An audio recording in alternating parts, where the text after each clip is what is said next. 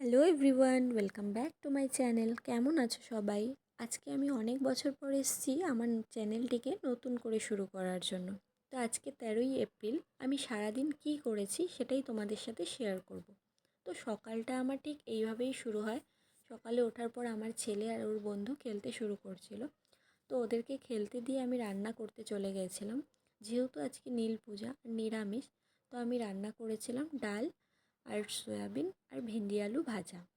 তো রান্না করার মধ্যেই আমি ওদেরকে দেখতে গেলাম। গিয়ে দেখছি আমার ঘরের ঠিক এই রকম অবস্থা, যেটা ওরা রোজ দিন করে থাকে। যেহেতু সানডে ওর বাবা বাড়িতে ছিল, আমি ওকে ওর বাবার কাছে দিয়ে ঘরটাকে একটু গুছিয়ে নিলাম। তো এটা করতে করতে আমার অনেক সময় লেগে গেছিলো। তারপরে আর কোনো ক্লিপ নেওয়া হয়নি। ঠিক বিকেলবেলার আমি আবার ক্লিপ নিয়েছি।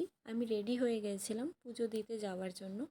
তো সব পুজোর জিনিসপত্র গুছিয়ে আমি গিয়েছিলাম মন্দিরে। আমি, আমার ছেলে আর আমার হাজব্যান্ড, আমরা তিনজনে পুজো দিতে যাই।